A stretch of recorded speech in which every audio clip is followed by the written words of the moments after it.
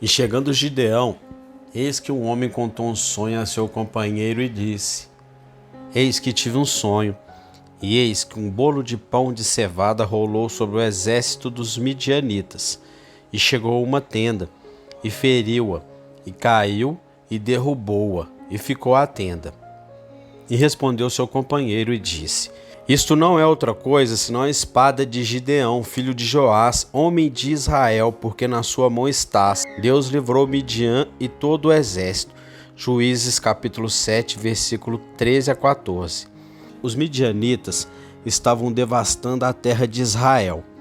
Essas tribos errantes se mantiveram afastadas propositalmente durante os tempos de arar e semear, e permitiram que os habitantes indefesos sonhassem que seriam capazes de colher uma colheita.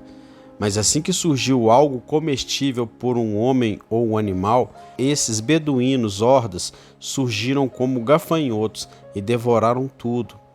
Imagine um país como Israel, que já foi poderoso, tão reduzido ao ponto de ser incapaz de manter afastado esses guardas do deserto, levado tão baixo que as cidades e aldeias ficaram vazias e os habitantes escondidos nas encostas das colinas, nos cursos de água e nas enormes cavernas das rochas. Deus os abandonou por seus pecados e, portanto, sua própria masculinidade os abandonou, e eles se esconderam dos inimigos a quem, em dias melhores, eles desprezaram. No seu extremo, a nação culpada começou a clamar a Jeová, seu Deus, e a resposta não demorou muito. Um anjo veio a Gideão e anunciou-lhe que o Senhor havia entregado Midian em suas mãos e que ele deveria feri-los como um só homem. Gideão era um homem de grande fé.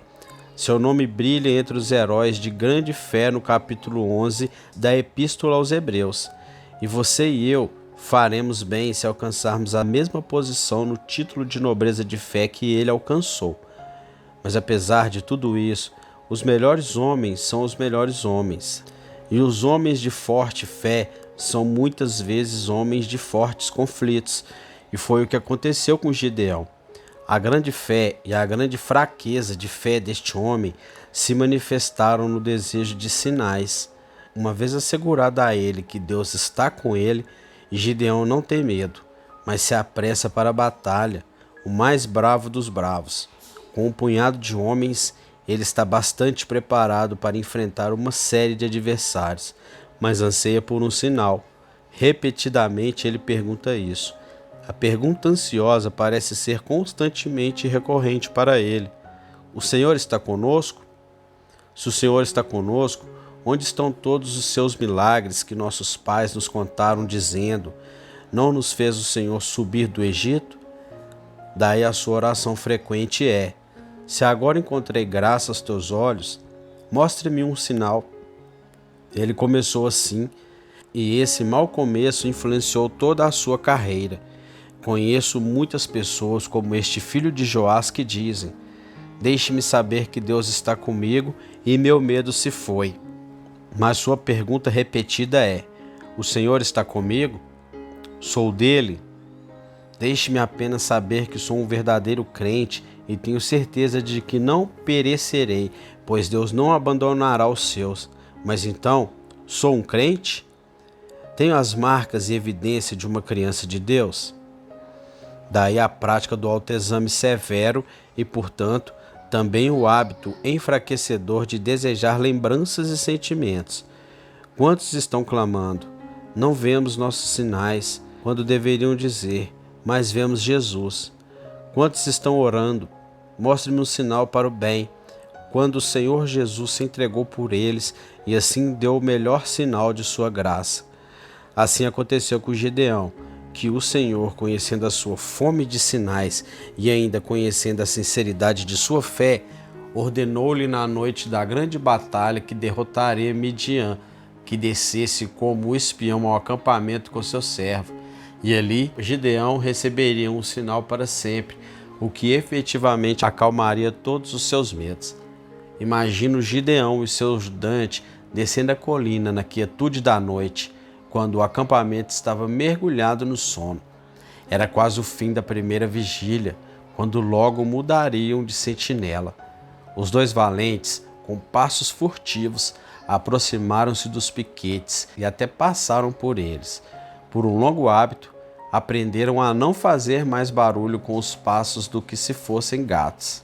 À medida que avançavam, aproximam-se de dois homens que estão conversando e ouvem a conversa. Se eles estavam dentro da tenda, deitados em suas camas, ou se estavam sentados perto da fogueira, passando a última meia hora de sua cansativa vigília, não sabemos, mas lá estavam eles, e Gedeão permaneceu sem fôlego para ouvir a conversa deles. Um deles contou ao companheiro que havia sonhado um sonho e ele começou a contá-lo. Então o outro arriscou uma interpretação. E Gedeão deve ter ficado pasmo quando ouviu seu próprio nome ser mencionado e seu próprio sucesso ser predito. Você não o vê com os olhos lacrimejantes e mãos postas adorando a Deus silenciosamente?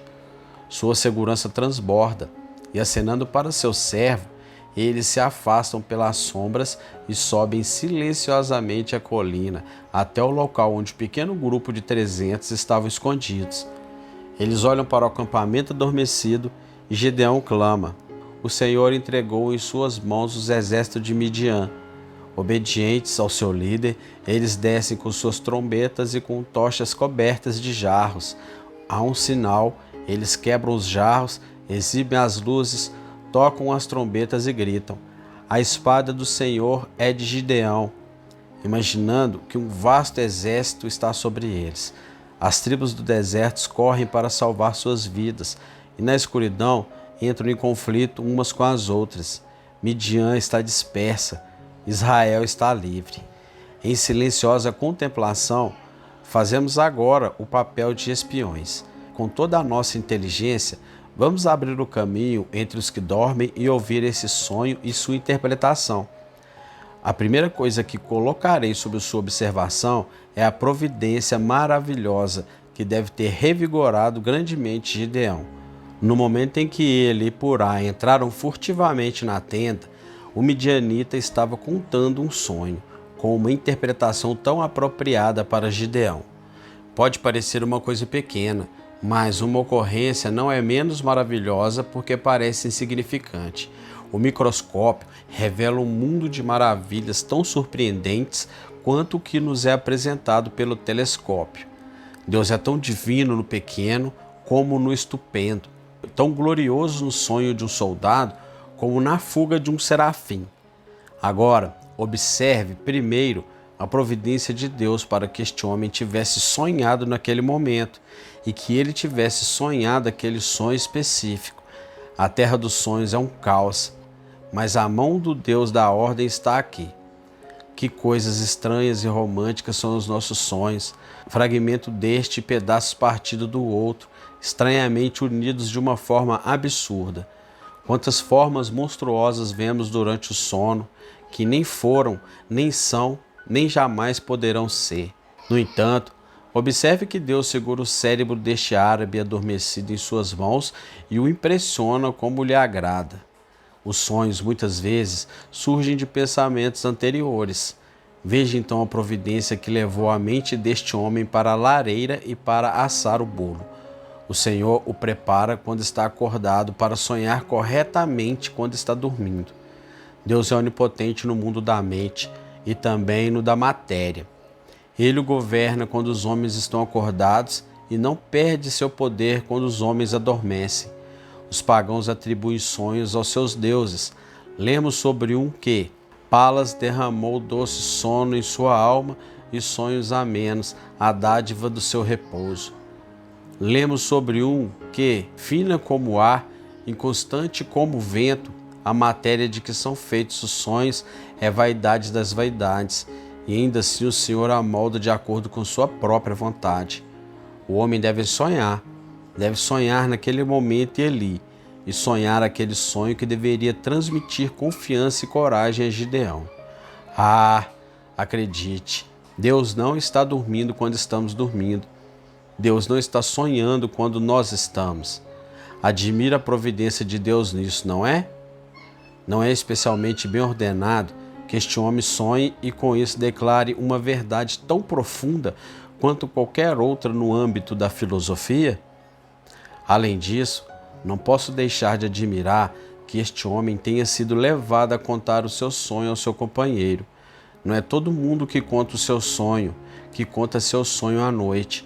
Ele costuma esperar até de manhã.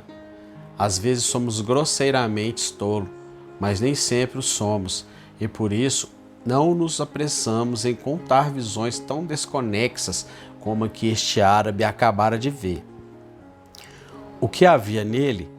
Muitas vezes, sem dúvida, esse filho do deserto teria gritado: tive um sonho, além da inteligência do homem para dizer que sonho foi. Mas dessa vez, ele não consegue se livrar disso. Isso sobrecarrega, e ele deve contar isso ao seu camarada perto da fogueira. Olhe para o rosto de Gideão enquanto ele capta cada sílaba. Agora, se nesta narração de sonhos tivesse sido organizado para autoridade militar, e se tivesse sido para parte de um programa que Gideão deveria estar presente na hora certa para ouvi-lo, teria havido um fracasso de uma forma ou de outra. Se o homem soubesse que tinha um ouvinte, poderia não ter sido pontual em sua narrativa, mas não sabia uma palavra sobre ser ouvido, e ainda assim foi pontual até o tic-tac do relógio. Deus governa a língua ociosa dos homens, bem como seus cérebros sonhadores, e ele pode fazer com que um soldado falante no acampamento diga tanto e tão pouco quanto possa servir aos propósitos da sabedoria. É notável que o homem tenha contado seus sonhos justamente quando Gedeão e Purá se aproximaram. Pense um minuto nas muitas chances contra tal coisa. Estamos na encosta da colina e deslizamos entre as árvores e grandes rochas até chegarmos quase às pastagens do vale. Aqui jazem os midianitas em suas longas filas de tendas negras, e o silêncio do sono profundo prevalece sobre todos, exceto onde alguns mantêm uma vigília sonolenta. Por que Gedeão vai para aquela parte específica do acampamento? Indo para lá, porque ele caiu neste local específico onde dois homens estavam conversando? Se ele tivesse espionado o acampamento, ele naturalmente vagaria por onde havia mais silêncio, para não ser descoberto, pois se os guerreiros tivessem subitamente se levantado e arrebatado suas lanças, esses dois teriam poucas chances de vida. Foi singular que de tantas tendas Gideão descesse exatamente naquela em que estavam as duas sentinelas vigilantes, e que ele chegasse no momento em que eles estavam conversando entre si sobre Gedeão, filho de Joás, um homem de Israel. Considerando que havia 50.000 outras coisas sobre as quais eles poderiam ter conversado, e considerando que havia 50.000 outras pessoas sobre as quais Gideão poderia ter descoberto, havia tantas chances de Gideão não ouvir aquela conversa singular que não hesita em dizer: este é o dedo de Deus. Se este fosse apenas um exemplo da exatidão da providência, não nos surpreenderia tanto. Mas a história está repleta desses exemplos. Refiro-me não apenas à história pública, mas a nossas próprias vidas privadas. Os homens às vezes fazem máquinas delicadas onde tudo depende do toque de um certo pino em um determinado instante, e seu maquinário é organizado de tal forma que nada falha. Agora, nosso Deus organizou de tal maneira toda a história dos homens e dos anjos e das regiões dos mortos, que cada evento ocorre no momento certo, de modo a influenciar outro evento, e esse outro evento produz um terceiro, e todas as coisas trabalham juntos para o bem. Acho que se eu fosse Gideão, teria dito a mim mesmo: não me alegro tanto com o que esse Senhor diz, mas sim com o fato de ele ter contado seu sonho no momento em que eu estava à espreita perto dele. A mão do Senhor nisso. Eu sou fortalecido pela visão. Em verdade, percebo que o Senhor opera todas as coisas com sabedoria infalível e não falha em seus desígnios. Aquele que ordenou este assunto pode ordenar todas as outras coisas. Ó Filho de Deus, quando você está perturbado, é porque você imagina que está sozinho, mas você não está sozinho. O trabalhador eterno está com você. Ouça e você ouvirá a revolução daquelas rodas incomparáveis que giram sempre de acordo com a vontade do Senhor. Essas rodas são altas e terríveis, mas se movem com movimento fixo e constante, e estão todas cheias de olhos indiretos. Seu percurso não é a trilha cega de um carro de jornalte, mas os olhos veem, os olhos olham para o fim. Os olhos contemplam tudo o que entra no círculo das rodas. Oh, que um pouco de colírio celestial toque nossos olhos para que possamos perceber a presença do Senhor em todas as coisas. Então veremos um monte cheio de cavalos de fogo e carros de fogo ao redor dos profetas do Senhor. As estrelas em seu curso lutam pela causa de Deus. Nossos aliados estão por toda parte. Deus os convocará no momento certo. Mas agora, em segundo lugar, quero dizer-lhe algo sobre a ninharia confortável que Gedeão encontrou. Foi um sonho e, portanto, uma ninharia ou nada. E ainda assim ele se consolou com isso. Ele foi consolado por um sonho de cigano e um sonho pobre. Ele se animou com a estranha história de um bolo de cevada que derrubou uma tenda. É muito curioso que alguns servos de Deus extraiam grande consolo de coisas comparativamente triviais. Somos todos criaturas de sentimento e também de razão, e, portanto, muitas vezes somos fortemente afetados por pequenas coisas. Gideão se anima com o sonho de um bolo de cevada. Quando Robert Bruce foi frequentemente derrotado em batalha, ele perdeu a esperança de ganhar a coroa da Escócia. Mas quando estava escondido no sótão entre o feno e a palha, viu uma aranha tentando completar sua teia, depois de ele ter quebrado o fio muitas vezes. Ao ver o inseto começar de novo, e mais uma vez, até que ela completasse sua rede para capturar sua presa, ele disse para si mesmo: se essa aranha perseverar e vencer, eu também perseverei e terei sucesso. Pode não haver nenhuma conexão real entre uma aranha e um aspirante ao trono, mas o coração valente fez uma conexão e assim o homem ficou animado. Se você e eu olharmos ao nosso redor, embora os adversários de Deus sejam tantos quanto gafanhotos, ainda assim encontraremos consolo. Ouça os pássaros cantando.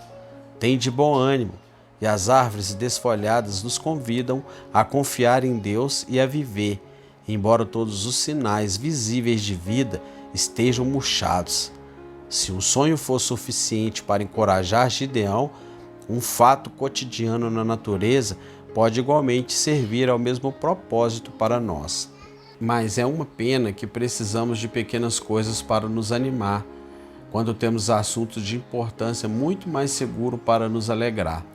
Gideão já havia recebido, pelo próprio anjo de Deus, a palavra: certamente estarei com você, e você ferirá os midianitas como um só homem. Isso não foi suficiente para ele? Onde é que o sonho de um menino o conforta mais do que a própria palavra de Deus? Ó Filho de Deus, como você degrada a si mesmo e a palavra de seu mestre quando você dá tanta importância a um pequeno sinal. A promessa do seu Senhor, isso é pouco aos seus olhos? Que promessa de amor mais segura você deseja do que o sangue de Jesus derramado por você? Quando Jesus diz, em verdade vos digo, o que mais você pode exigir? A palavra do Senhor não é verdade absoluta? Que selo você precisa para a caligrafia de Deus?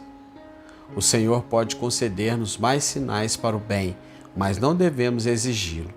Eu disse que nosso gracioso Deus nos concede condescendentemente até mesmo as ninharias, quando Ele vê que elas nos alegrarão. E isso, penso eu, exige uma gratidão adoradora e também o uso prático desse conforto. Deus nos conceda graça para fazer grandes coisas, como resultado daquilo que para outros podem parecer uma bagatela.